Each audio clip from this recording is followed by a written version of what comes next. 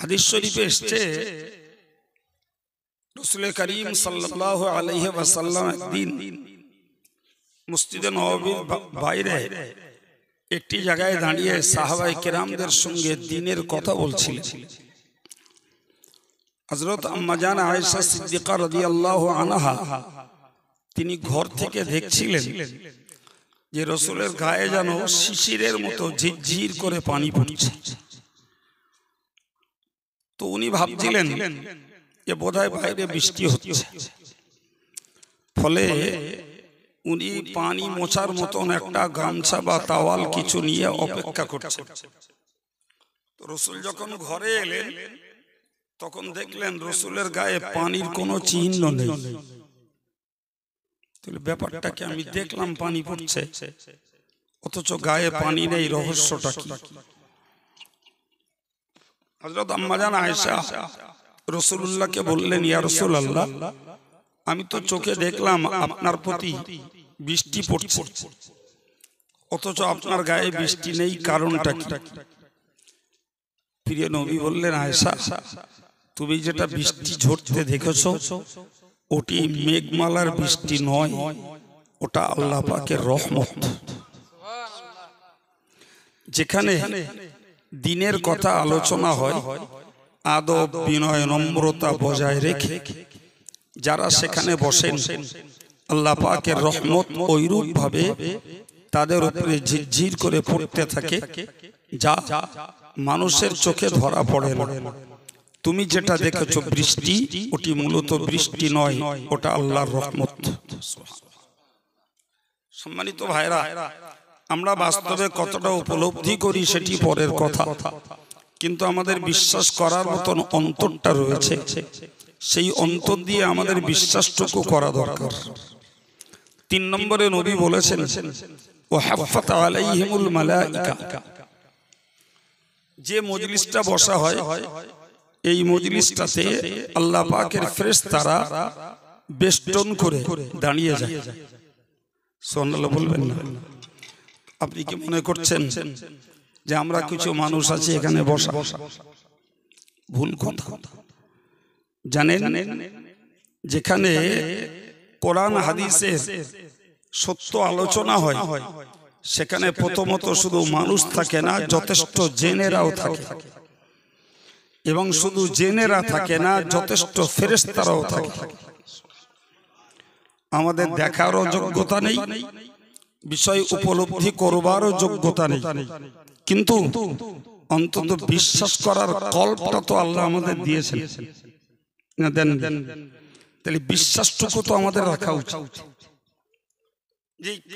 আমি বিস্তার কথা বলে আপনাদের সময় খাওয়াতে চাইব না, শুধু এইটুকুই বলতে চাইছি যে আমরা এই যা বসে আছি, আমাদের চারিপাশটা ফেরেশতারা ঘিরে দাঁড়িয়ে আছে, এবং শুধু দাঁড়িয়ে নেই, এই যারা ইলমে দ্বীন, ইলমে কোরআন, ইলমে হাদিস শেখার জন্য বসেছেন, এদের জন্য ওই ফেরেশতারা আল্লাহ পাকের কাছে মাগফিরাতের দোয়া করতে থাকে।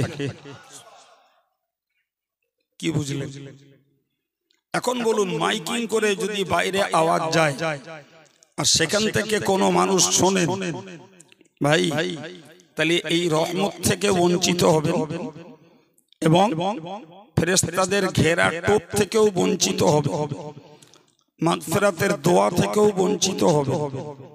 ফলে এই মজলিসটার বসার আলাদা গুরুত্ব রয়েছে।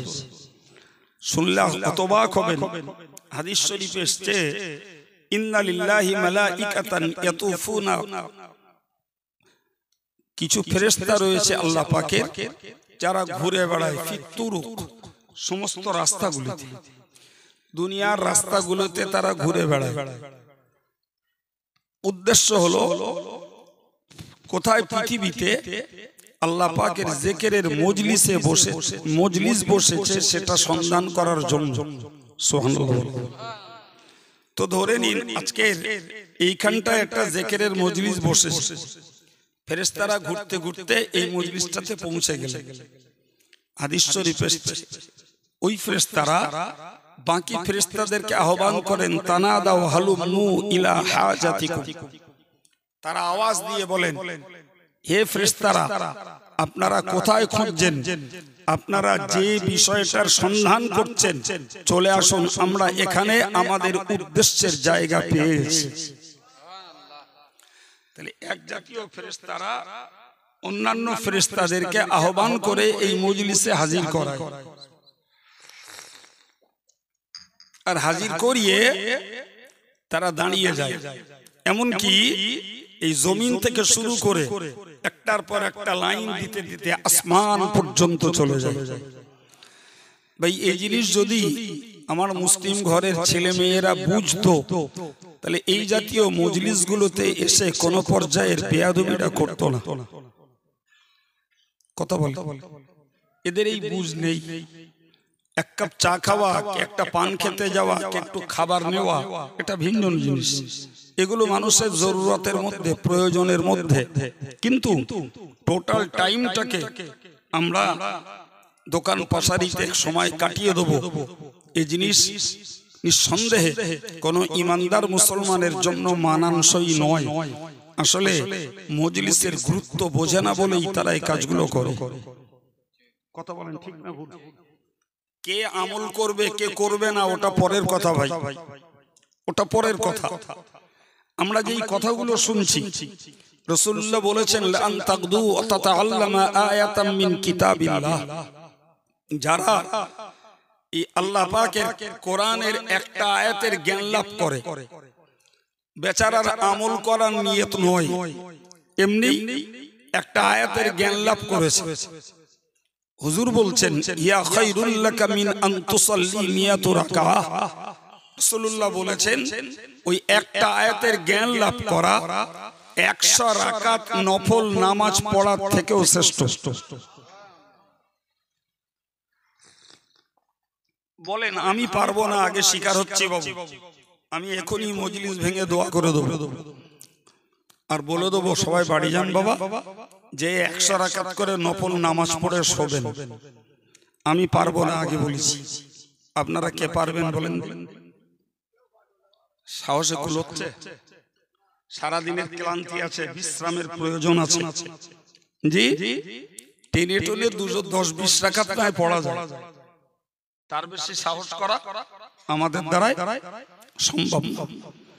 অথচ এই মজলিসটায় বসে আপনি একটা আয়াতের জ্ঞান লাভ করবেন। রাসূল বলেছেন আমলের নিয়ত ছাড়াই 100 রাকাত নফল নামাজের সওয়াব পাবে।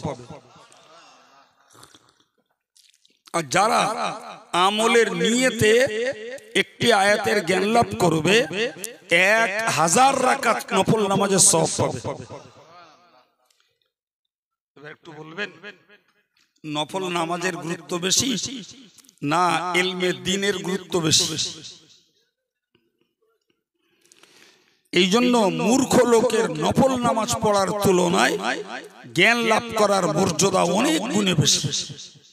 প্রিয় নবী বলেছেন তাদারুসুল ইলমি সাআতাম মিনাল লাইল খায়রুম মিন ইহইয়াইহা। রাসূলুল্লাহ বলেন রাতের 1টা ঘন্টা জ্ঞান চর্চা করা, তার জন্য ওয়াজের মজলিসে যেতে হবে, ওটাও জরুরি না। কেউ যদি মনে করেন আমি একটা ধর্মীয় বই পুস্তক পড়াপড়ি করব, কেউ যদি মনে করেন আমি মসজিদের ইমাম সাহেবের কাছে 1 ঘন্টা বসে কিছু শেখাশেখি করব, কেউ যদি মনে করেন কোথাও যাব না, আমার পরিবারের বিবি বাচ্চাদেরকে নিয়ে আমি 1 ঘন্টা বসে তাদের সামনে নামাজ শিক্ষার একটা বই, কে একটা কোন জ্ঞানমূলক হাদিসের বই কিংবা কোন মহামনীষী বুজুর্গদের জীবনী, এইটাকে পড়ে আমার পরিবারের মানুষদেরকে শোনাবো আর তাদের চরিত্র তাদের আদর্শ জীবনে গড়ার চেষ্টা করব। রাসূলুল্লাহ বলেছেন 1 ঘন্টা জ্ঞান চর্চা করে শুয়ে পড়বে, আর একজন ব্যক্তি সারা রাত জেগে নফল নামাজ পড়বে। প্রিয় নবী বললেন সারা রাত্র নফল নামাজের তুলনায় 1 ঘন্টার জ্ঞান চর্চা আল্লাহর কাছে শ্রেষ্ঠ। বড় দুঃখজনক কথা, আমার দেশের অধিকাংশ যুব সমাজ এরা ওয়াজের মজলিসগুলোতে শুধু ফাও সময় ব্যয় করতে, ঘুরতে ফিরতে, গল্প করতে আসে। একটা ঘন্টা মজলিসে বসবে, এই মনোযোগ অধিকাংশের মধ্যে নেই। জি, অথচ এতটা গুরুত্ব খোদ আল্লাহ এবং রাসূল দিয়েছে। সম্মানিত ভাইরা আমার, মনে রাখুন, আমরা যে জায়গাটায় বসেছি এটা গল্পের জায়গা নয়, হাসি ঠাট্টার রহস্যের জায়গা নয়, এটা গালফজিয়াত আর কুৎসার জায়গা নয়, বরং মনে রাখা দরকার কোরআন হাদিসের সমন্বয়ে জ্ঞান সংগ্রহের জায়গা। এই জায়গার গুরুত্ব মহত্ব বোঝাতে আল্লাহ পাকের নবী বলেছেন, এই জায়গায় যারা বসে তাদের মনে আত্মিক শান্তি লাভ হয়। এ জায়গায় যারা বসে তারা আল্লাহর রহমতের ছামিয়ানার নিচে বসে। এ জায়গায় যারা বসে ফেরেশতাদের ঘেরা টোপের মাঝে বসে এবং ফেরেশতাদের পক্ষ থেকে মাগফিরাতের দোয়া পায়। ও ভাই, আমরা দোয়া করি, জি, আর ফেরেশতারা আমাদের জন্য দোয়া করবেন। নিশ্চিত আমাদের জ্ঞান যুক্তি বলে যে আমাদের জন্য ফেরেশতারা যখন আল্লাহ পাকের কাছে ওকালতি করবেন, সুপারিশ করবেন, সেটি আমাদের জন্য লাভজনক, সেটি আমাদের জন্য আরো কবুল হওয়ার উপযুক্ত বলে মনে হবে। কথা বলে, তাহলে এই দোয়া থেকে আমরা বঞ্চিত কেন ভাই? ফেরেশতারা মজলিসটাকে ঘিরে থাকে, তো আমরা তো একটা সময় মজলিস শেষ করব, ফেরেশতারা আল্লাহর কাছে চলে যাবে। আল্লাহ জিজ্ঞাসা করবেন, তোমরা কোথায় ছিলে? আচ্ছা, আল্লাহ জানেন না? হ্যাঁ না বলে। আমরা আল্লাহর কুদরতের নজরের বাইরে কেউ আছি?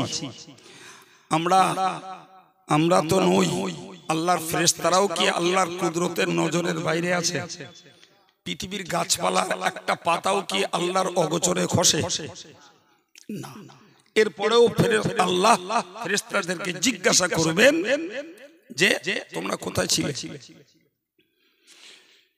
সম্মানিত ভাইরা আমার, মনে রাখুন, আল্লাহ পাক জানার পরেও জিজ্ঞাসা করবেন। ভিতরের রহস্য হলো এটাই, এই সেই ফেরেশতা যারা আমাকে আপত্তি দর্শে ছিল, আল্লাহ পৃথিবীতে আপনি মানুষকে বানাবেন, যে মানুষ এসে পৃথিবীর মাটিতে তারা ইফসিদু ফিহা ওয়া ইয়াসফিকুদ দিমা, পৃথিবীতে তারা বিভ্রান্তি ঘটাবে এবং রক্তপাত করবে, সেই মানুষকে আপনি কেমনে বা কেন পৃথিবীতে বানাবেন?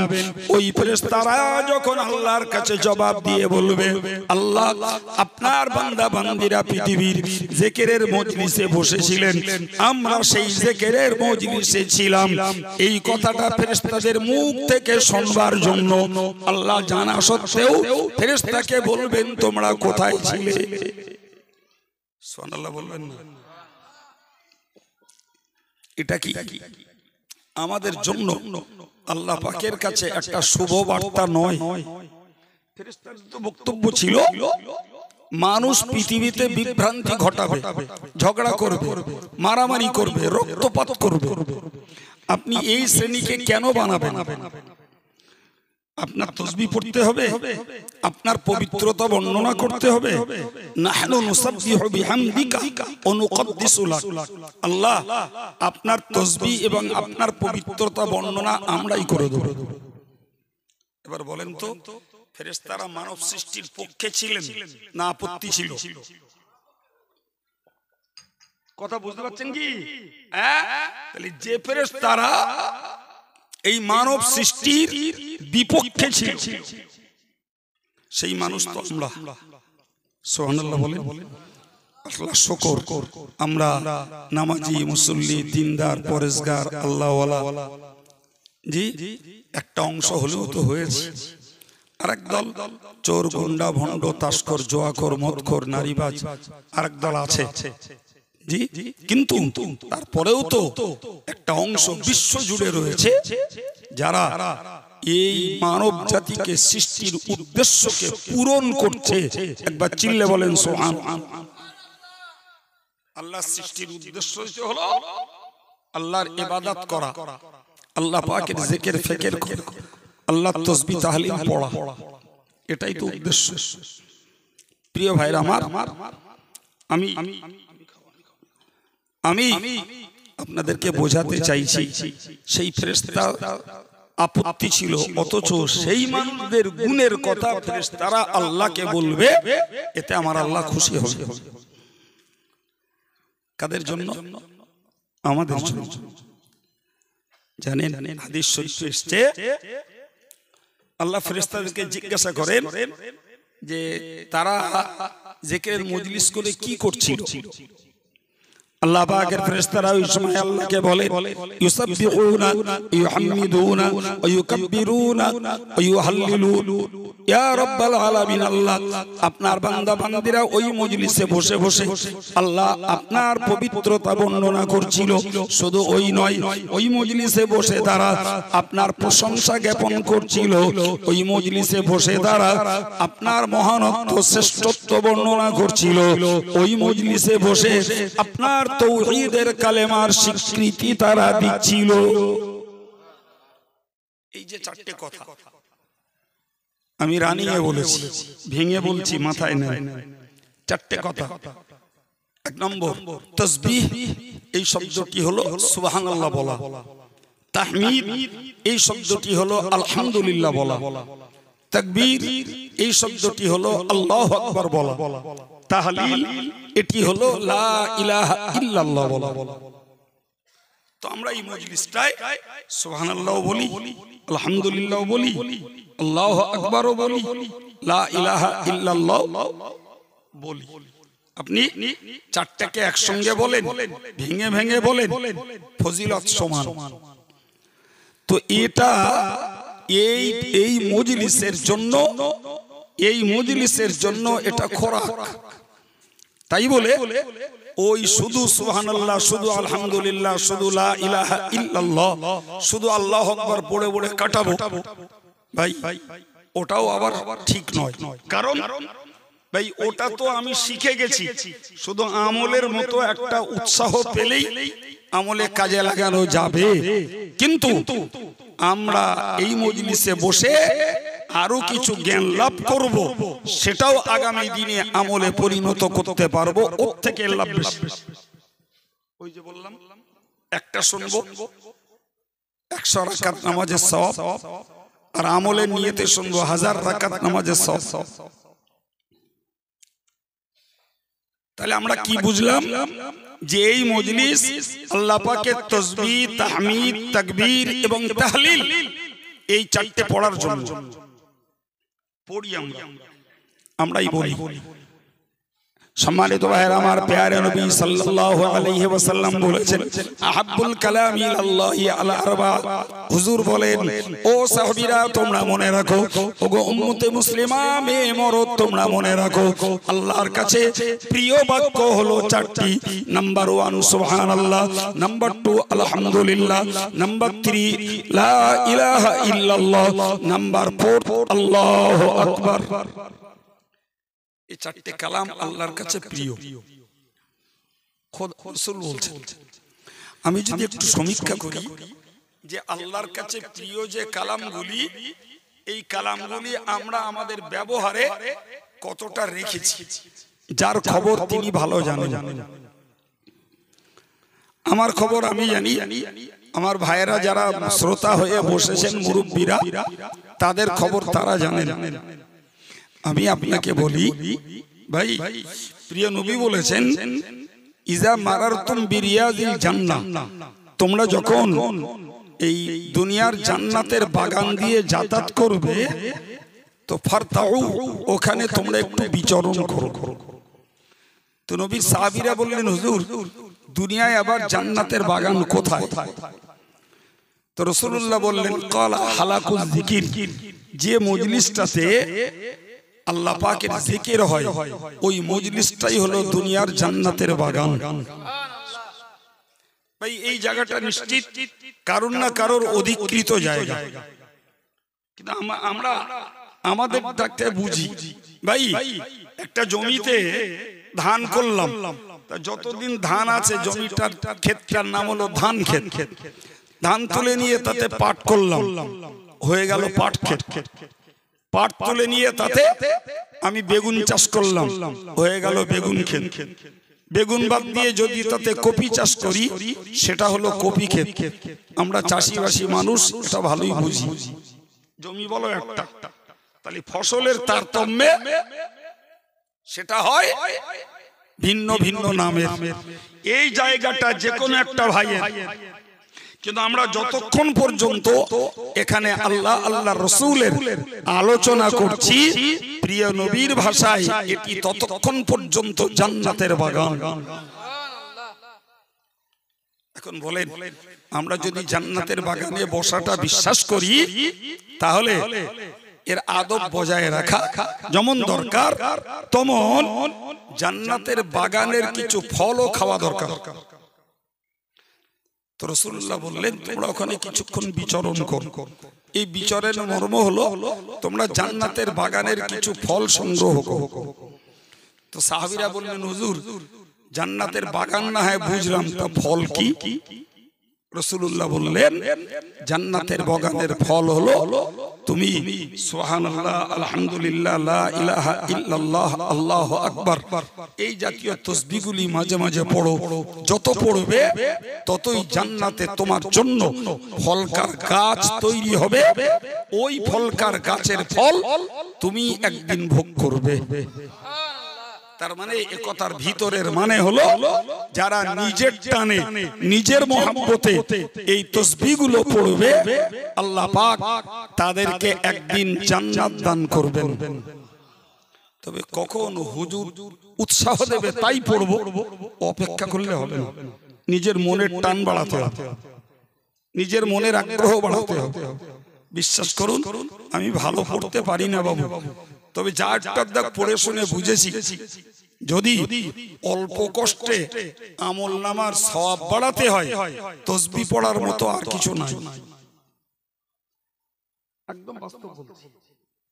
কারণ ভাই নামাজ পড়ায় একটা সময় ব্যয়, একটা কষ্ট নিশ্চয়ই আছে। রোজা রাখায় ক্ষুধা পিপাসার জ্বালা ভোগ করতে হয়, সে কষ্টটা আছে।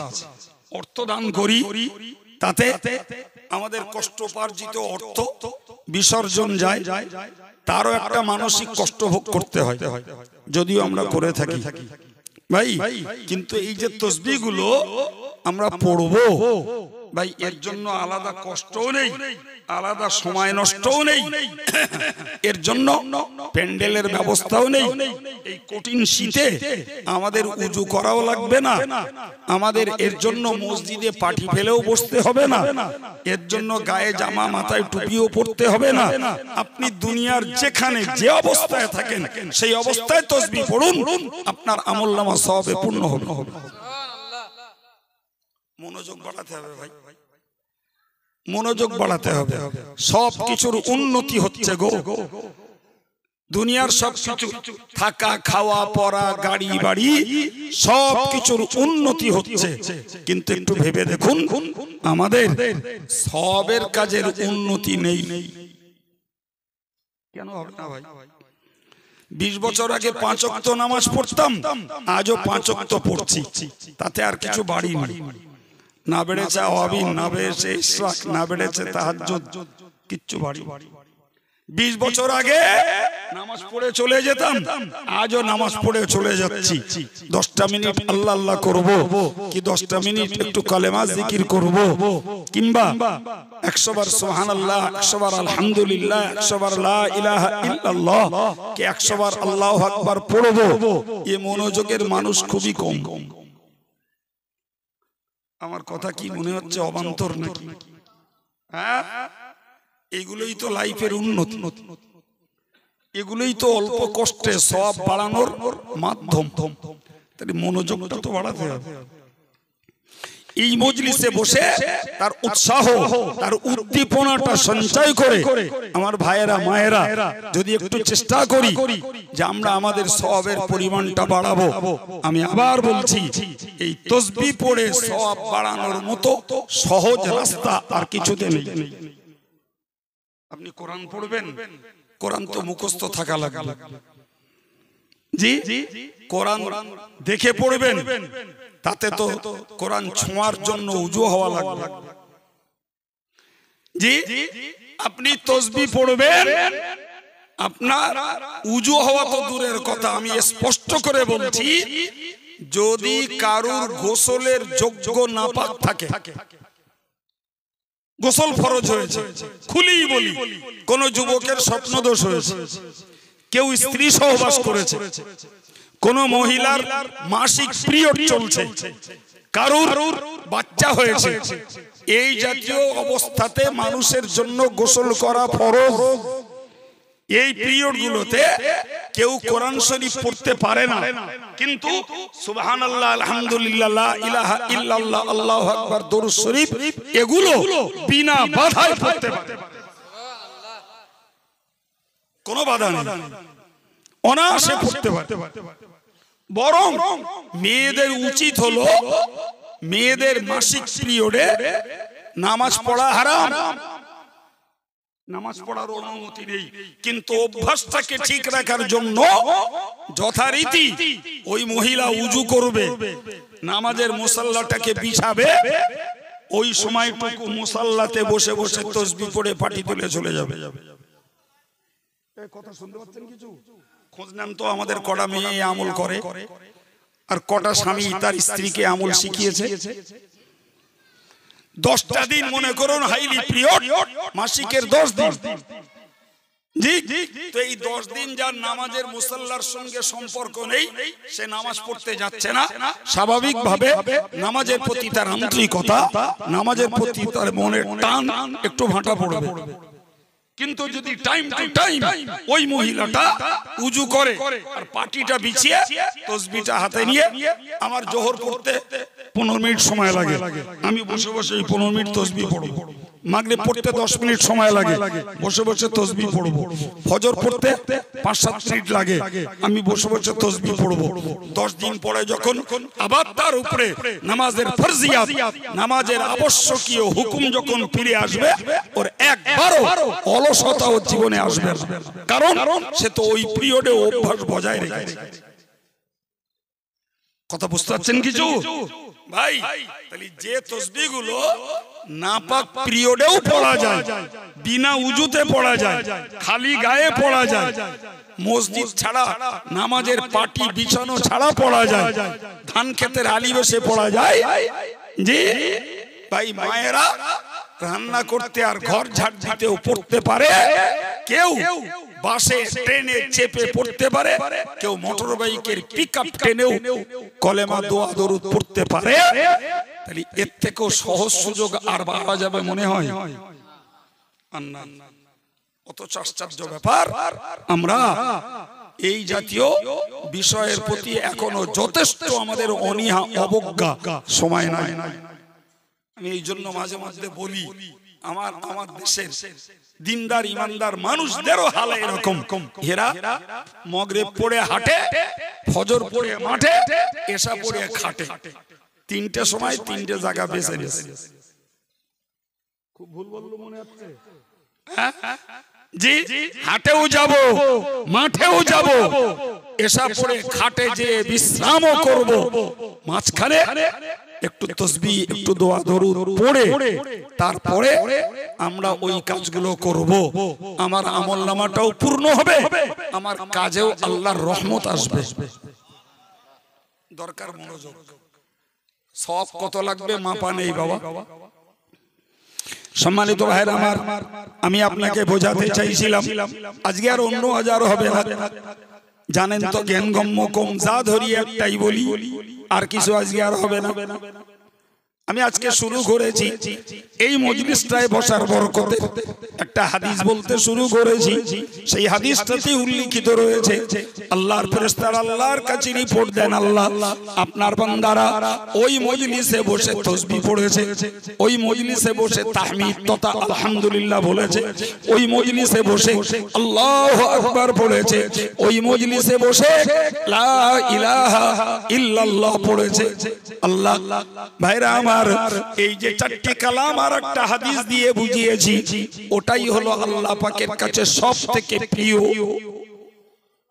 সুবহানাল্লাহ বলেন, সবথেকে প্রিয়, খোদ নবী বলছেন। জি ভাই, আমরা কে কতটা পড়ি আল্লাহ ভালো জানেন।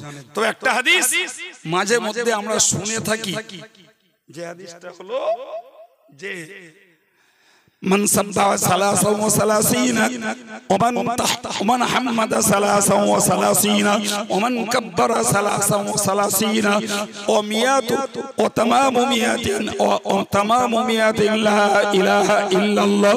যে লোকটা 5 ওয়াক্ত ফরজ নামাজ পড়ে 33 বার সুবহানাল্লাহ পড়ে, 33 বার আলহামদুলিল্লাহ পড়ে, 33 বার আল্লাহু আকবার পড়ে, একবার পড়ে লা ইলাহা ইল্লাল্লাহ। অন্য হাদিসে 34 বার পড়ে আল্লাহু আকবার।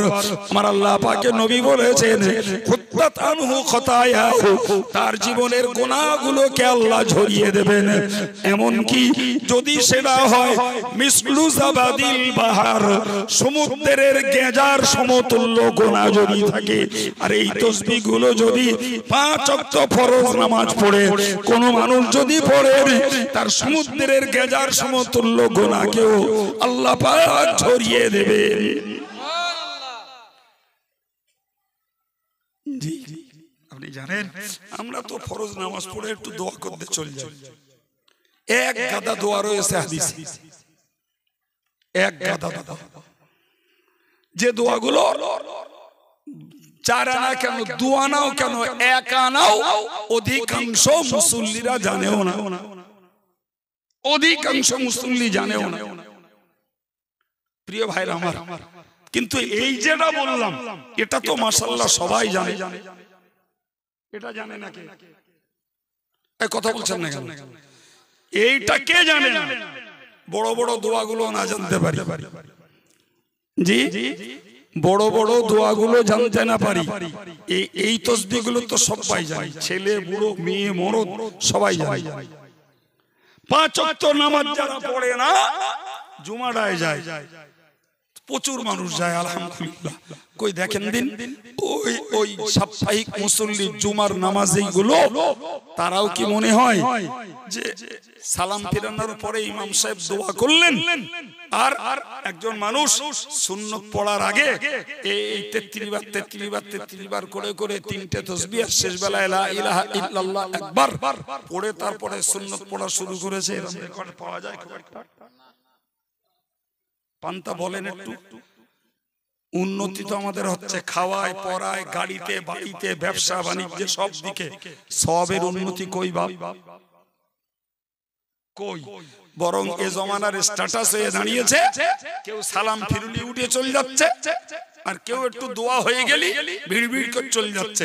ওই গোড়া কত বুড়ো টাইপের লোক, ওরাই পড়ে বাকি নামাজগুলো পড়তেছে, চ্যাংড়াগুলো সব বেরিয়ে নাকি ভুল বললো? হ্যাঁ, এরা মনে করে যে এই যা পড়িছে এইটাই আল্লাহ জান্নাত দিতে পারে। নাউজুবিল্লাহ। এরপর সে আবার লাগবে আল্ট্রা মডার্ন কালচার, এদের ধর্মটাকেও শেষ করে দিচ্ছে।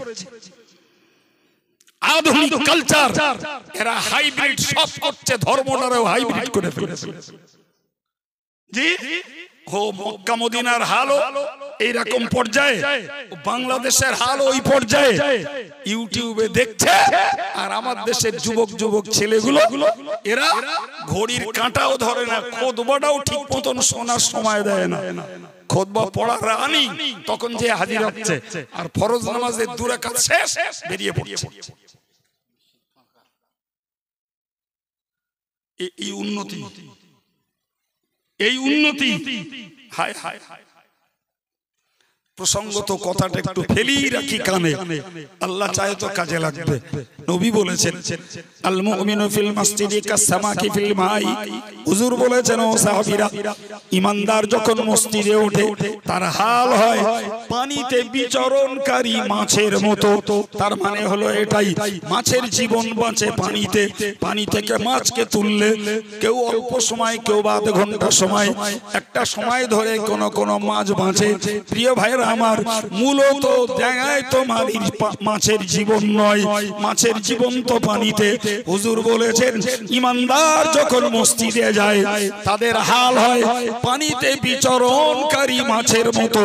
আর মানে হলো ঈমানদারের মূলত জায়গা হলো মসজিদ। জোরে বলুন, আর একটু মন খুলে বলুন। সুতরাং মা যেমন আনন্দ পায়, মুসল্লিরা মসজিদে গেলে তেমন আনন্দ পায়। কোন মুসল্লি? যারা প্রকৃত ঈমানওয়ালা। পরক্ষণেই নবী বলেছেন ওয়াল মুনাফিকু ফিল মসজিদি কাত্তাইরি ফিল কফাস। হুজুর বলেছেন মুনাফিক মার্কা লোকগুলো এরা যখন মুসল্লি সেজে মসজিদে যায়, এদের হাল হয় খাঁচায় বন্দী পাখির মতো। পাখিকে খাঁচায় বন্দি করে আপনি চানা দানা পানি যাই ওরে খেতে দেন, একটু খাঁচার দরজাটা খুলে দেন, আপনি ওকে আর পাবেন না। ও দিগন্তে উড়ে চলবে দৃষ্টি শক্তির বাইরে। পাবেন? জোরে বলেন। ওকে যত পরিষেবা আপনি দেন, শুধু দরজাটা খুলে দেন, ওকে আর খুঁজে পাবেন। এটা হলো পাখির হাল, খাঁচায় বন্দি পাখির অবস্থা। প্রিয় নবী বললেন যে মুনাফিক মার্কা লোকগুলো মসজিদে ঢোকে, এদের হাল হয় কখন বেরোবো, কখন বেরোবো, কখন বেরোবো। এক মুহূর্তে শুধু এদের ইমাম দোয়া করলো কিংবা করলো না, এক টানে মসজিদের বাইরে চলে গেল। হাদিস থেকে বুঝতে পারা যায় যারা মসজিদে যাওয়ার পরে নামাজ পূর্ণ কমপ্লিট না করে যারা বার হয়, এরা বাহ্যত ইমানদার, বাহ্যত এরা মুসল্লি, কিন্তু ভিতরটা হলো এদের মুনাফিকি।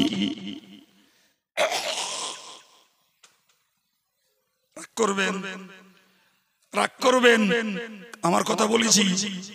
যদি মুনাফিকের খাতা থেকে নাম কাটাতে চান, তাহলে জুমার দিনে মসজিদে ঢুকুন আর রক্তীয় নামাজে ঢুকুন, ফরজ ওয়াজিব সুন্নত নফল গুলো পড়ে বার হন।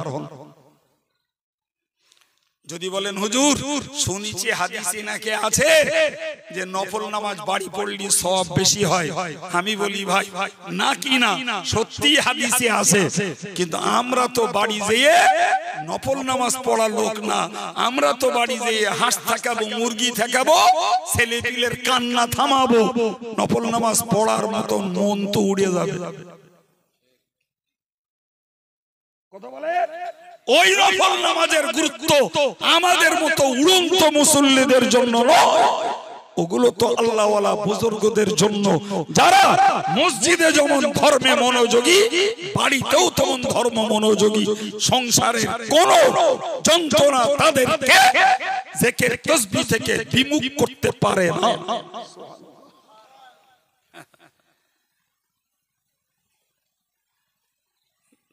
নামাজ পড়তে দাঁড়াচ্ছে,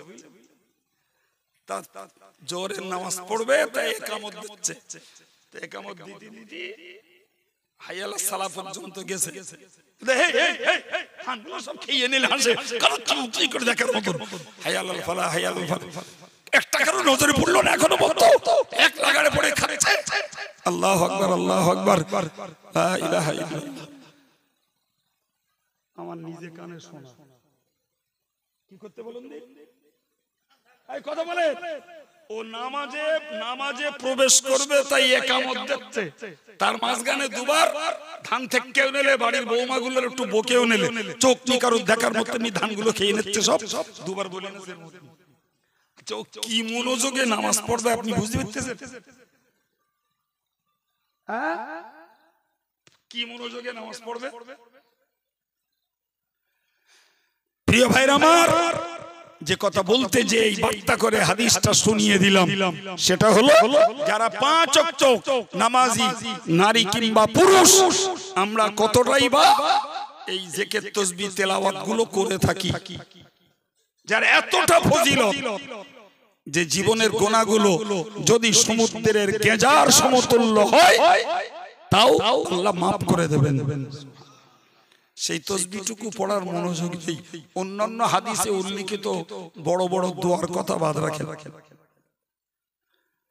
হাদিসে উল্লেখিত দোয়াগুলো সাপোজ বলতে পারা যায়।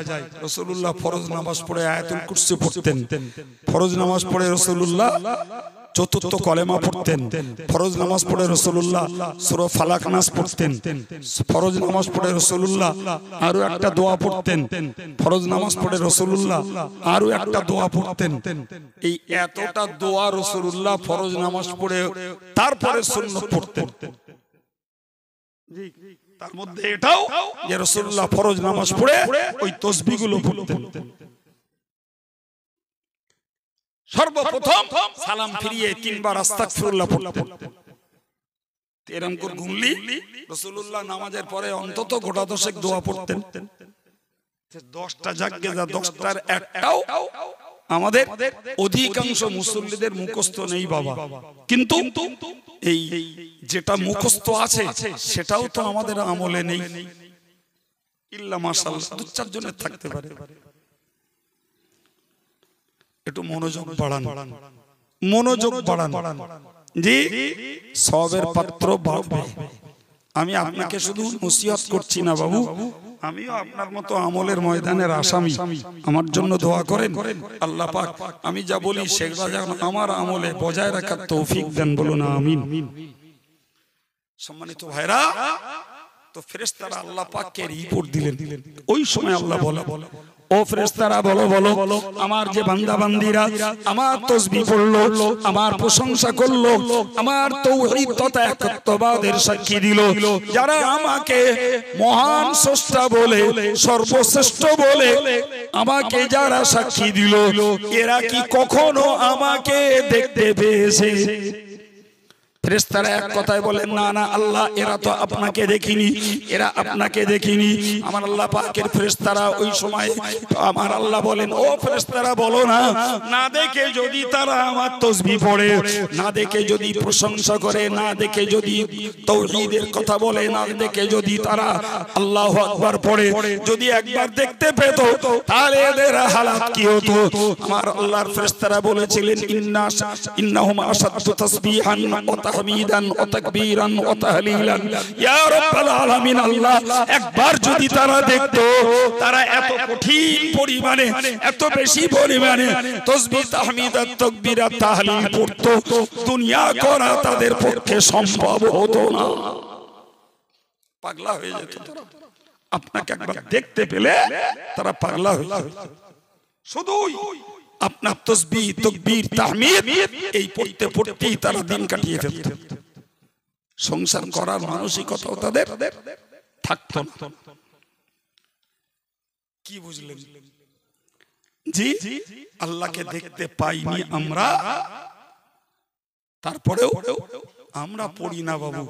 কিন্তু পৃথিবীতে লক্ষ লক্ষ খোদা প্রেমিক পাগল রয়েছে, তারা শুধু 5 ওয়াক্ত নামাজ পড়ে না, জি রাত্রিতে উঠে তারা ঘুম বাদ দিয়ে আল্লাহর প্রেম লাভের জন্য ঘন্টার পর ঘন্টা ওই করে কাটায়। আর আমরা তো জাগ্রত সুস্থ, যখন ঘুমের চাপ নেই, জোহরে আসরে মাগরিবে এশা ফজরে, তখন ওই তাসবিহগুলো নরমালে আমাদের পড়ার মতো মনোযোগ সবার হয়নি। প্রিয় ভাই আমার, আল্লাহকে দুনিয়ায় দেখা যাবে না, কেউ দেখিনি। না দেখেছেন নবী মুসা, না দেখেছেন আমার রাসূলুল্লাহ, কেউ দেখেনি। যদিও আমভাবে আমাদের মাঝে ছড়িয়ে আছে যে রাসূলুল্লাহ মিরাজের রাত্রিতে আল্লাহকে দেখেছিলেন। ভুল কথা, ঠিক কথা। আল্লাহর সঙ্গে নবীর কথা হয়েছে, কিন্তু পর্দার ব্যবধান, ডাইরেক্ট নয়। আল্লাহ পাকের জাতকে পৃথিবীতে জাগ্রত অবস্থায় কেউ দেখতে পায় না। সম্মানিত ভাইরা আমার, তবে স্বপ্নে দেখেছেন কোন কোন বুজুর্গ, আমার রাসূলও দেখেছেন, তার প্রমাণ হাদিসে আছে। স্বপ্ন সরাসরি নয়, কিন্তু কোরআন বলেছে লিল্লাযীনা আহসানুল হুসনা ওয়া জিয়াদা। আমার আল্লাহ বলেছেন লিল্লাযীনা আহসানুল হুসনা, যে লোকগুলো নেকির কাজ করেছে আল্লাহ পাক তাদের জান্নাত তো দেবেন, এছাড়াও বোনাস পয়েন্ট, অতিরিক্ত আল্লাহ রিওয়ার্ড, অতিরিক্ত পুরস্কার আল্লাহ জান্নাতীদেরকে দেবেন। সেই ক্ষেত্রে মুফাসসিররা বলেছেন আল্লাহ পাকের পক্ষ থেকে জান্নাতীদের অতিরিক্ত পুরস্কার হলো আল্লাহ পাকের দিদার দর্শন। তো জান্নাতীরা একবার আল্লাহকে দেখবে তো আর জান্নাত ভালো লাগবে না, তখন শুধু চাইবে আল্লাহ, জান্নাত চাই না, তোমায় দেখতে চাই। সুবহানাল্লাহ, তা না হবে না, ওই একবার। আজকের যে জান্নাত দখল করার জন্য, যে জান্নাত পাওয়ার জন্য আমাদেরকে বলা হচ্ছে নেক আমলের কথা, পাপ আচরণ থেকে বেঁচে থাকার কথা, তাকওয়া পরহেজগারিতার কথা, জিকির ফিকির তাসবিহ তাহলিলের কথা। সমাজের বিরাট অংশ মানুষ সে জান্নাত মুখী হতে চায় না, বরং জান্নাত থেকে বিমুখী। মুখের দাবি জান্নাতে যাব, অথচ কাজ তার জান্নাতের উল্টো পথে। কিন্তু জানেন হাদিস শরীফে এসেছে, নবী পাক বলেছেন একটা মানুষ যখন মায়ের গর্ভে থাকে তো তার একটা পিরিয়ড আছে। ইসলামী বিধান হলো 6 মাস থেকে 2 বছর। কতদিন বলেছি? নিম্নে 6 মাস, উপরে 2 বছর। জি, আমাদের ডাক্তার বাবুদের বিধান হলো 280 দিন, তার মানে 9 মাস 10 দিন। আর আমাদের মেইল রিপোর্ট হলো 10 মাস 10 দিন। ঠিক বলিস না ভুল বলিস? মাথায় যাচ্ছে আমার কথা? এখন তো সব সিজার সিস্টেম, সুতরাং ডাক্তার বাবু ডেট দিয়ে দিলে সেই প্রেগন্যান্সি মেয়েটার কথা অনুযায়ী একটা ডেট লিখে দিলে, এই ডেট অনুযায়ী হার্ডলি 40 সপ্তাহ। 40 সপ্তাহ মানে ওই 280 হিসেব বুঝতে পারছেন? 4 7 28, তার মানে 280 দিন। আগে যেটা বললাম 9 মাস 10 দিন, 3 9 70, 3 9 27, 270 আর 10 দিন মানে 280 দিন। হার্ডলি ওই পর্যন্ত এই পিরিয়ড যেই এক্সপায়ার করবে ডাক্তার বাবা বলে দিল সিজার মাস, নাহলে মা বাচ্চা দুটোই চলে যেতে পারে। জি, ডাক্তারদেরও দুটো ইনকাম হয়ে গেল, সন্তান প্রজনন ধারণ ক্ষমতাটাও কমে গেল। দুটো টেনে রিস্ক নিয়ে 3টে, পপুলেশনও কমে গেল। কি সুন্দর সিস্টেম চলছে। জি, আর আমরা বউ আর বৌমাদের দরদে ডাক্তার যা বলছে কোরআনের কথা ভুলে যে ডাক্তারের কথা কোরআনের থেকেও নাউজুবিল্লাহ দামি বেশি সিজার করি আমরা, মিটে গেল ঝামেলা। জি, এই হাদিসে এমনি বলো বাপ, আল জান্নাতু তাহতা আকদামিল উম্মাহাত, জান্নাত মায়ের পদতলে। ওমা, তোমার পদতলে যে জান্নাত, ও জান্নাত ওই সন্তানকে পেটে ধারণ করবে, ওর বিনিময় ওই সন্তানকে তুমি জীবন বাজি রেখে প্রসব করবে, ওর বিনিময় ওই সন্তানকে 2 বছর রক্ত শুষিয়ে দুধ পান করাবে, ওর বিনিময়। আজকে কত অ্যারিস্টোক্র্যাট ফ্যামিলিতে দুধও খাওয়ানো হয় না, মায়ের দুধ বসিয়ে দিয়ে বাচ্চাকে বেবি ফুড খাওয়াচ্ছে। ও বাচ্চা মার কত দাম দেবে, কত দাম দেবে? জি, আপনি জানেন একটা বাচ্চা যখন নরমালে হয় তার দেহের প্রসবের সঙ্গে 28,000 ব্যাকটেরিয়া বেরিয়ে আসে, যা ওই বাচ্চাটার দেহের রোগ প্রতিরোধ করে। আর যখন সিজার করানো হয় একটাও ব্যাকটেরিয়া আসে না। এই জন্য সিজারের যত বাচ্চা দেখবেন ওসব পোল্ট্রির মুরগির মতো, ও রোগের উড়ি কুড়ি নি। যে কারণে এক্ষুনি আমেরিকা রাশিয়াতে সিজারের মাত্রা কমিয়ে ফেলেছে। জি, আমি যতই অস করি বলবেন হুজুর আমার বৌমাটা মরে যাবে, তুমি কি চাও? এরম ইমানের এই কথা বলে আল্লাহ কোরআনে বলেছেন, সুম্মাস সাবিলা ইয়াসসারা, আমি মায়ের গর্ভে সন্তান দেই আর ওই সন্তানকে প্রসব করানোর রাস্তা আমি আল্লাহ সহজ করে দিয়েছি। কোরআনের বক্তব্য সহজ করে দিয়েছি। জি, একটু পেন হলো, চল ফার্স্ট ইস্যু, বাড়ি থেকে দরকার নেই, একটা বিপদ ঘটে যাবে, মনে হচ্ছে যেন হায়াত এরাই দেয় সব, যদি মরে যায়। কথা বলছেন না কেন? জি, এই করে করে নরমালে বাচ্চা হওয়ার একরকম প্রথা উঠিয়ে গেছে, বলে উঠেই গেছে। আর যদি কোনো মা আল্লাহর প্রতি ভরসা করে নরমালে বাচ্চার জন্য ওয়েট করে, তো সে সহ্য করবে যন্ত্রণা। ওর বাড়ির লোক, অন্য মেয়ে ছেলেরা, জি শ্বশুর বাড়ির লোক ওর টাকের চুল তুলে দেবে, বলবে এ কৃপণ, হসপিটালে গেলে পয়সা খরচা হবে, তাই নিয়ে যাচ্ছে না, মেয়েটারে হাতে করে মারবে, বৌমাটারে মারবে, এই করে করে তার টাকের চুল তুলে দেবে, দূর করতে পার করতে। কারণ সব করা তো ঈমানের জায়গায় দুর্বল, আল্লাহর প্রতি বিশ্বাস, যার জন্য ডাক্তার যা বলে তাতেই সই। আল্লাহ বুঝলেন, একটু খোঁজ নেন দিন আমার কে বসে লোক যেগুলো এরা কড়া সিজারে শুনে দেখেন দিন,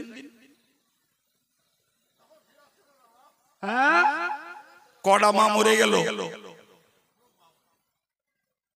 তাহলে বুঝতে পারা যাচ্ছে ইমানে কি আগুন লেগেছে। আমার মার 12টা বাচ্চা, আমি তার 1 নম্বর, সিজারের কোনো স্বপ্ন নেই। এরকম 11-12 বাচ্চার কত মা রয়েছে বিনা সিজারে, এবং আল্লাহ তাদের এখনো হায়াতে রেখেছে। ডাঁটো, নামাজ কালাম তাসবিহ তাহলিলে তেলাওয়াতে কোরআনে কোথাও ঘাটতি নেই। এগুলো দেখলে কি মনে হয়, কি মনে হয় এগুলো দেখলে? তারাও মহিলা, আজকের গর্ভবতীরাও মহিলা, বরং তাদের যুগে তারা ভিটামিন প্রোটিন খাবারই পেত না, আর আজকের যখন থেকে ইস্যু তখন থেকে ওষুধ খুঁজতেছে।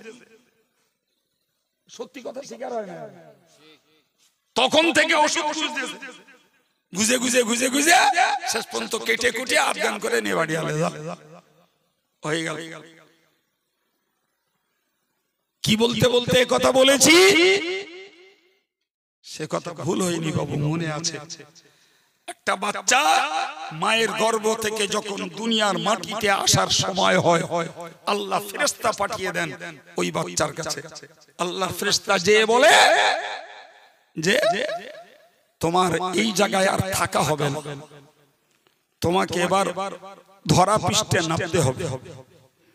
আল্লাহ পাক নবী বলেছেন, ওই ফেরেশতা যখন বাচ্চার কাছে রিপোর্ট করে তোমাকে এই জায়গায় আর থাকা হবে না, তোমাকে ধরা তুলিতে নামতে হবে, ওই সময়ে ওই মায়ের গর্ভের বাচ্চা আকাশ ফাটা কান্না কাঁদতে শুরু করে। প্রিয় ভাইরা আমার, সে কান্নার দলে আমি ছিলাম, সে কান্নার দলে আপনারাও ছিলেন। প্রিয় ভাইরা আমার, ভালো করে মনে রাখুন, আল্লাহর নবীর সাহাবীরা নবীকে জিজ্ঞাসা করেন, ইয়া রাসূলুল্লাহ, ইয়া হাবিবাল্লাহ, হুজুর ওই কান্নার কারণটা কি? নবী বলেন, কান্নার 2টি কারণ। নাম্বার 1 হলো ওই বাচ্চাটি মায়ের গর্ভে মায়ের মাসিকের রক্ত পান করে, ও চিন্তা করে এখানে আমার খাবার কোনো কষ্ট ছিল না, জানি কোথায় আমাকে পাঠানো হবে, সেখানে এই খাবার পাবো কিনা। দ্বিতীয় নম্বর হলো আমি কি সুন্দর জায়গায় ছিলাম, জানি না কোথায় আমাকে পাঠাবে, সেখানে এত সুন্দর জায়গা পাবো কিনা। এই 2টি টেনশনে মায়ের বাচ্চা গর্ভে কাঁদে। এবার একটু মূল্যায়ন করুন, মায়ের গর্ভে বাচ্চা খায় রক্ত, জি ও রক্ত দুনিয়ায় এসে খাওয়া আল্লাহ হারাম করে দিয়েছে, একদম পাক্কা হারাম। দ্বিতীয়ত, যদি কেউ মনে করে নাউজুবিল্লাহ আমি হারাম খাবো, খেয়ে দেখ ভাই বমি হবে। খোদার সিস্টেম তোমার স্টমাক আর একটা রক্তকে বরদাস্ত করবে না, স্টমাকে যাবে দেন আন্দিয়ার উপরে। আপনি চলেন যে সমস্ত হসপিটালগুলোতে ব্লাড দেওয়া হয়, জানেন ব্লাড যখন দেয় কত রকমের সেখানে ভিডিও রেখে দিয়ে ব্লাড ছাড়ে, ওর তাপমাত্রা কত বাড়ছে, ওর কাঁপ আসছে কিনা, জি ওর ব্লাড নিতে হার্ট ব্লক হচ্ছে কিনা। ফাউ ফাউ মনে করলেন ব্লাড যায়, তেলের কল দেখেছেন, ওই একটা ব্লাড আর একটা দেহে ঢুকলে সাপোর্ট নেয় না, কারুর জ্বর আসে, কারুর হার্ট ব্লক হয়ে যায়, কারুর কাঁপ চলে যায়। তার মানে কি একটা দেহের ব্লাড আর একটা দেহে সাপোর্ট নেয় না, অনেক ধীরে ধীরে ধীরে ধীরে। তবে ডাক্তার বাবুরা ব্লাড পুশ করে, খাও এই রক্ত বমি হবে, সাপোর্ট নেবে। যে রক্ত দুনিয়াতে হারাম নাপাক সেই রক্ত আমরা খেয়েছি মার গর্ভে। এখন বলুন, এখন যদি কাউকে রক্ত খেতে দেওয়া হয় ওটা কি আমাদের জন্য কোনো টেস্টি খাবার বলে মনে হয়?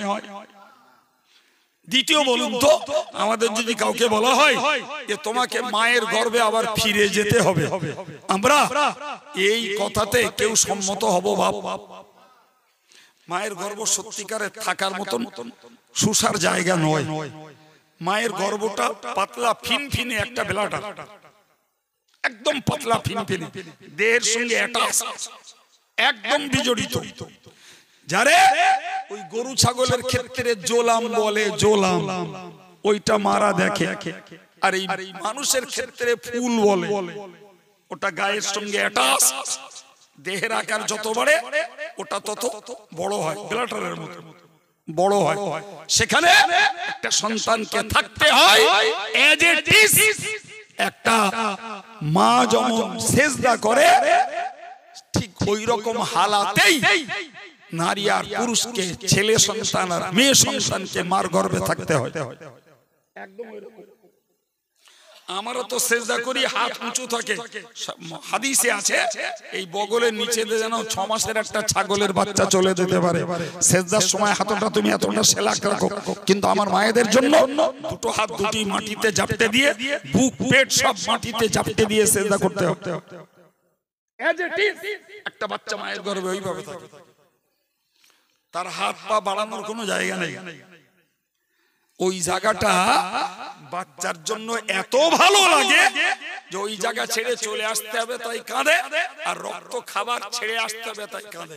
এরপরে দুনিয়া এলো, যখন আস্তে আস্তে চোখ ফুটে গেল, সাজানো গোছানো পৃথিবী, আল্লাহর নিয়ামত ভরা পৃথিবী, জায়গা যেমন দৃষ্টি শক্তির বাইরে, ফল ফুলারি খাদ্য খোরাক কোনো কিছুর অভাব নাই।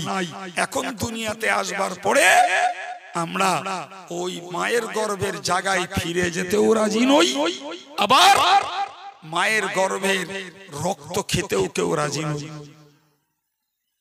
সম্মানিত ভাইরা আমার, মনে রেখে দিন, আল্লাহ পাকের নবী বলেছে, আল্লাহ পাক জানিয়েছেন, আ'আতুলিল মুত্তাকিনা মা লা আইনুন রাআত। আমি আমার আল্লাহ নিজে বলছেন, আমি মুত্তাকিনদের জন্য, পরহেজগারদের জন্য, খোদাভীরুদের জন্য যে জান্নাত বানিয়ে রেখেছি, ওই জান্নাতে যা তৈরি করে রেখেছি, মা লা আইনুন রাআত, দুনিয়ার কোন চোখ সেই খাবারের সৌন্দর্য আর সেই জায়গার সৌন্দর্য কেউ দেখতে পায়নি।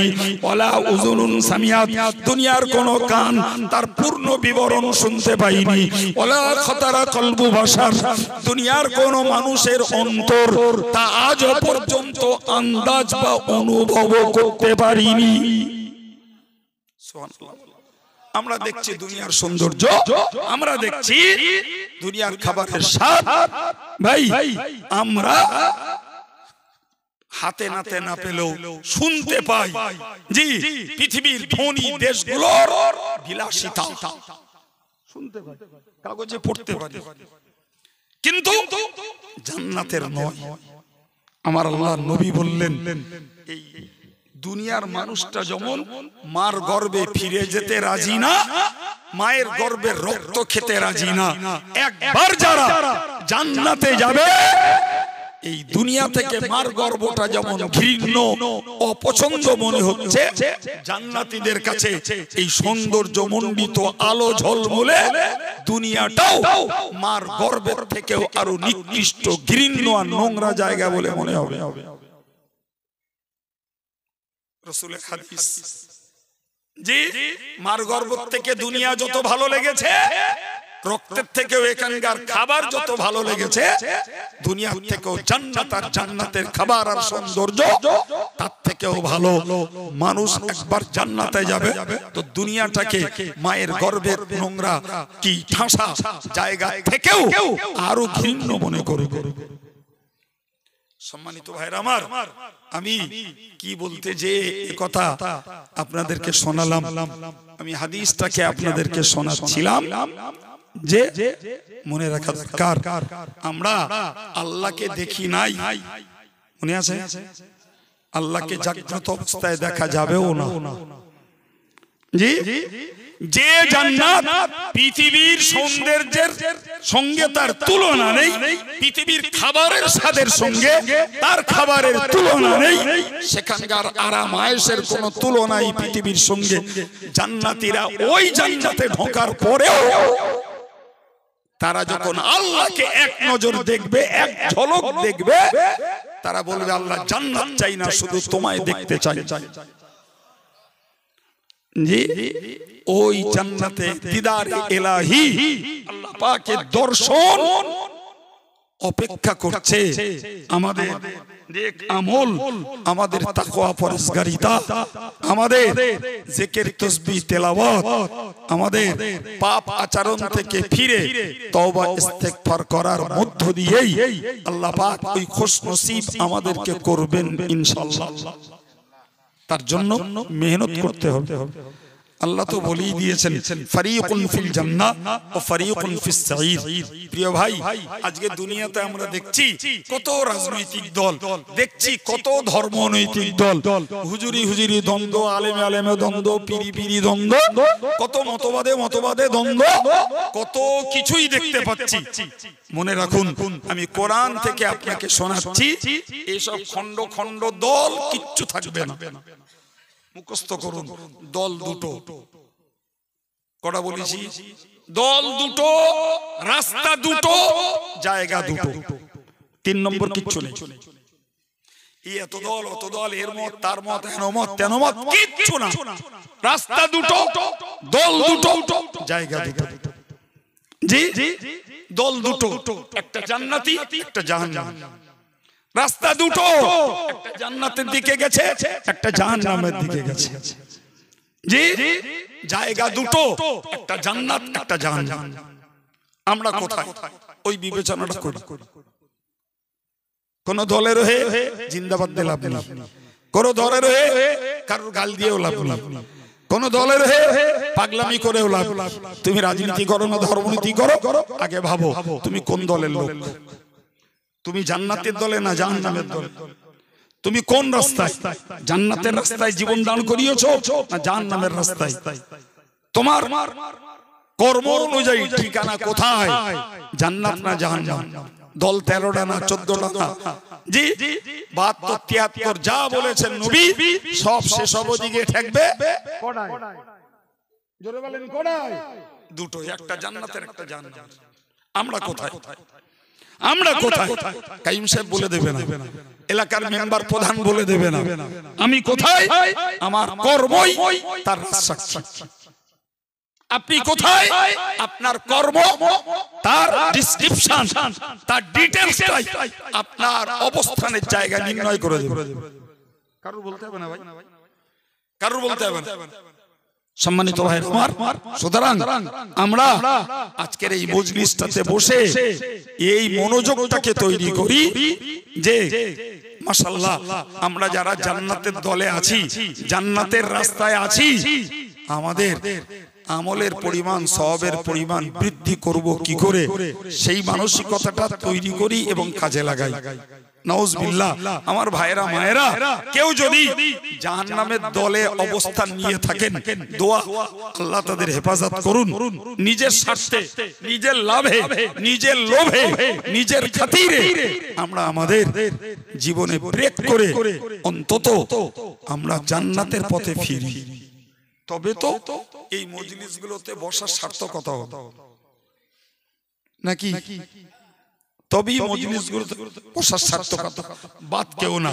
আমি আব্দুল কাইয়ুম মোটা মোটা লেকচার দিচ্ছি মানে আমি বলো নির্ভীক নিশ্চিন্ত হয়ে বসে নেই যে আমি যা কামাই করেছি আমি জান্নাতে যাবই। নাউজুবিল্লাহ। জি, যারা তার কাটা আছে ওরাই বলে জি আমার ভক্ত যারা তাদের জ্ঞানে জান্নাতে যাবে, ওরাই বলে। কিন্তু আমার নবীর কথা ওটা নয়। নবীর কথা হলো আল্লাহর রহমত হলে নাজাত পাবো, না হলে আমার উপরে আমার সঙ্গে আমার আল্লাহ কি ব্যবহার করবেন আমি জানি না। সেখানে আব্দুল কাইয়ুম কিসের উপরে ভরসা করবে? গা কিসের উপরে? কিচ্ছু নেই, কিচ্ছু নেই। সুতরাং শুধু আল্লাহ করতে বলেছেন করছি। আল্লাহ যদি মনে করেন যে তোর ভুল ধরবো, আল্লাহ যদি মনে করেন একটাও ঠিক প্রমাণ করেন যাবে না, একটাও না। এই জন্যই তো আম্মা জান আয়েশা বলেছেন জি মান্নু কিসাব, যাকে হিসাব নেওয়া হবে উযিবা, সে শাস্তি পেয়ে যাবে, হিসাব নিলেই শাস্তি পাবে একদম। আমল নামা যারা ডানাতে পাবে, আল্লাহ বলেছেন কোরআনে ফাসাউফা ইউহাসাবু হিসাবান ইয়াসীরা, তাদের হিসাবটা সহজ করে নেওয়া হবে। এই সহজ করে নেওয়া হবে, এই আয়াতের তাফসীরে মুফাসসিররা লিখেছেন সহজ করে নেওয়া হবে মানে আল্লাহ তার হিসাব নেবে। সুবহানাল্লাহ বলেন। তার মানে সে হিসাবের ময়দানে দাঁড়াবে ওই পর্যন্ত। আম্মা জান আয়েশা এই আয়াত পাকের প্রসঙ্গে বলেছেন হিসাব যার নেওয়া হবে তার কঠিন হালাত হয়ে যাবে। হিসাব যার আল্লাহ পুঙ্খানুপুঙ্খ নেবেন তার সদুত্তর দেওয়া তার পক্ষে অসম্ভব হয়ে পড়বে। সুতরাং মনে রাখা দরকার, হিসাব নিলে আমাদের কারো ছাড়া হওয়ার কোন রাস্তা খুঁজে পাবো না বাবা জি। তবুও জ্ঞান দিয়েছেন আল্লাহ, বুঝ দিয়েছেন আল্লাহ, যতটা জানতে পেরেছি বুঝতে পেরেছি আল্লাহ আল্লাহ রসুলের হুকুম মতো সেই কাজগুলো করে যাই। আল্লাহ কোরআনে বলেছেন যারা নেকির কাজ করবে আমার রহমত তাদের জন্য হবে। অন্তত নেকির কাজের তালিকায় নামটুকু অন্তত তুলে রাখি, যদি আল্লাহর দয়া হয় তাহলে ছাড় হবে জি। আরেকটা আয়াতে আল্লাহ বলেছেন ওয়াকানা সাইয়ুকুম মাশকুরা, বান্দা তোরা আমার পথে যে মেহনত করবি, যে কষ্টটা করবি, আমি আল্লাহ ওইটার কদর করব। আর একটু মন খুলে বলে আল্লাহর এক কথায় বলে দেবো, বলি যে আল্লাহ যা করেছি ভুল করেছি, করতে যেও কষ্ট হয়েছে, তুমি এই কষ্টটার মূল্য দাও। ভুল করতে গেলেও তো কষ্ট হয়, হ্যাঁ না বলে? আরে বাবা, যে লোকটা নামাজ পড়তে দাঁড়িয়েছে তাকে শীতে উঠে উজু করতে হয়েছে, হয়তোবা বয়স্ক মানুষ, রক্ত কম, তাকে কাঁপছে, তারপরেও নামাজে দাঁড়িয়েছে, ওই নামাজ পড়তে গিয়ে ভুল হয়ে গেছে। তাহলে ওই ভুলটা করতেও তাকে তো সেই কাজে মনোযোগটা দিতে হয়েছে রে বাবা। আল্লাহ বলেছেন বান্দা তোর কষ্টটার মূল্য আমি দেব। তা আমাদের ওইটা চাওয়া দরকার। আল্লাহ আমলের যোগ্যতায় তোমার কাছে রেহাই পাবো ভরসা নেই, যদি কষ্টটার বিনিময় দাও, আর তুমি যদি এই নেক কাজের সঙ্গে জুড়ে আছি এতে যদি আল্লাহ তুমি রহমত করো, তাহলে আমাদের রেহাই হওয়ার একটা আশা করতে পারা যায়। না হলে আমরা আমাদের ইলমে, আমাদের আমলে, আমাদের আখলাকে আল্লাহর কাছে দাবি করব যে আল্লাহ তুমি আমলের বিনিময়ে নাজাত দাও। আমার অন্তত এরকম সাহস নেই বাপ। আর আপনাদের থাকতে পারে কি কোন পিসাব, পিজ্জাদা, মৌলানা, মুফতি জি, যারা অনেক মোটা মোটা কথা বলে, মঞ্চে তাদের থাকতে পারে, আমার নেই। এটুকু আমার দুর্বলতার কথা বলে ফেললাম, আমার নেই। আমার ভরসা আল্লাহ যদি কষ্টের দাম দেয়, আল্লাহ যদি রহমত করে, তাইলে রহিয়ে পাবো, নালে এমনি না। আর আপনাদের মনোবল যদি থাকে যে আমরা নামাজ পড়ি আর না পড়ি, গান শুনি আর না শুনি, জুয়া খেলি আর যাই করি, তাস পাটি আর যাই করি, আর রাজনীতিতে দেই দেই করে নাচি আর যাই করি, উম্মতে মুহাম্মাদি মানে একদিন হড়িয়ে হড়িয়ে ঠিক জান্নাতে চলে যাব, ও বল আপনাদের আছে থাকতে, আমার নেই। এরম লোক কিছু সমাজে দেশে আছে না নাই? আল্লাহ এদের সত্যকে বুঝার তৌফিক দেন, বলুন আমিন। আসুন প্রিয় নবীর প্রতি সালাম, ইয়া নবী